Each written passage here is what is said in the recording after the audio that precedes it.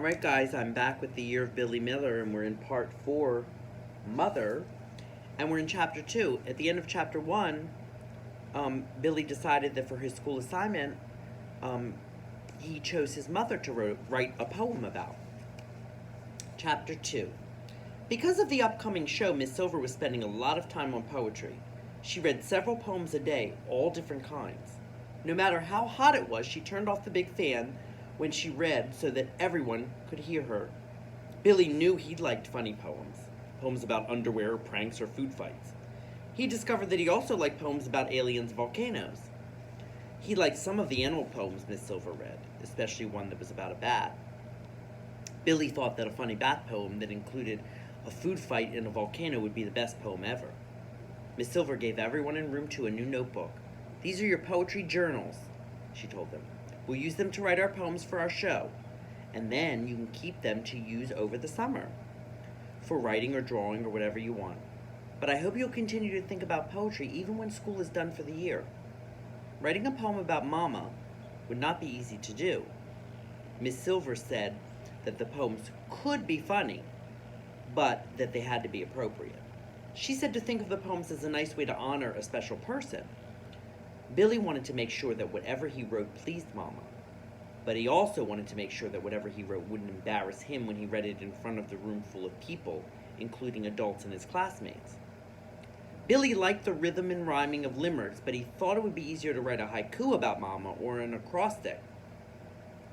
Or he could write what Miss Silver called free verse, which seemed to Billy to be ordinary writing, just broken up into lines that were shorter than normal. Billy did want to keep the poem short in case he tried to memorize it.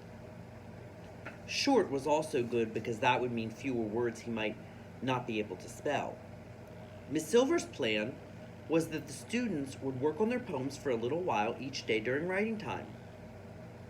Miss Silver would walk around the room checking the poems and helping with spelling. If she thought a poem was ready for the show, she'd draw a smiley face on the top corner of the page. She hoped that by the middle of next week, everyone would have a poem all set to go.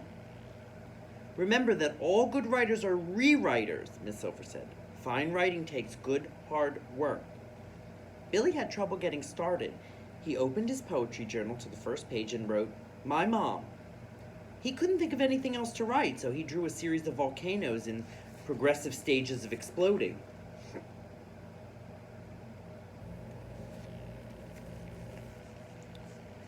There was still enough space in the margin on the left-hand side of the paper to write the word Mom vertically.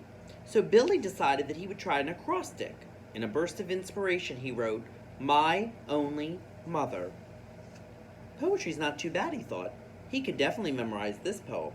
He returned to drawing volcanoes. Suddenly, Billy felt a shadow fall upon him, as if a cloud had appeared out of nowhere blocking the sun. He looked up.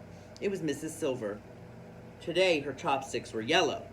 "I'm done," said Billy. "Already?" said Miss Silver. "You're a fast worker." Billy nodded. "Who are you writing about?" Billy moved his hand so she could read what he'd written. Miss Silver smiled broadly. "Good choice." "Can I write about my dog?" Ned interrupted. "Remember, no pets," replied Miss Silver. "Even if it has a human name?" asked Ned. "His name's Bob." Miss Silver tightened her lips and shook her head at Ned. And then she crouched down beside Billy so that they were at the same level. "Do I get a smiley face?" asked Billy. He could tell by her expression that he probably wouldn't. "Maybe you could tell me more about your mom. What does she like? What makes her special?" "Well," said Billy, "she is my only mom, so I thought that made her special." He fumbled with his pencil. "Grace has 2 moms, and some mom somewhere must be dead, so that person wouldn't have any mom." "That's true," said Miss Silver. She coiled a loose strand of hair around one of her chopsticks. "Would you try writing a haiku for me? See what you can come up with." She moved on to help Ned. Billy glanced at the posters on the bulletin board that showed the rules for writing different kinds of poems. He remembered that a haiku had 3 lines. The first and third lines each have 5 syllables, and the middle line had 7. He turned to a new page in his notebook. He was still thinking about volcanoes, so he wrote, "Mom likes volcanoes. They are hot and they explode. Please do not fall in." He was counting on his fingers, making sure he'd used the correct number of syllables when Miss Silver came back. "May I take a peek?" she asked. Billy chewed on his thumbnail while Miss Silver read his poem. "Does your mom like volcanoes?" asked Miss Silver. "I know you like volcanoes." "Well," said Billy, "she might." He blinked rapidly. "I have an idea," said Miss Silver. "I think you should take your journal home tonight. You should ask your mom what she likes, and you could make a list of things. The list could be your poem. Or maybe there's something you and your mom do together. You could write about that." "Okay," said Billy. His eyes drifted down to his volcano drawings. He wasn't fond of homework in general, but it seemed even worse now that it was so close to the end of the school year. His mind was already focusing on summer vacation. "You've done some fine writing today," said Miss Silver. "We can work again tomorrow." It really is work, thought Billy sadly. When the dismissal bell rang, Billy noticed that most of his classmates, including Ned, were taking their journals home too. He was glad he wasn't the only one. Think about if you were going to write a poem about somebody special in your life, who would it be? And what would you write?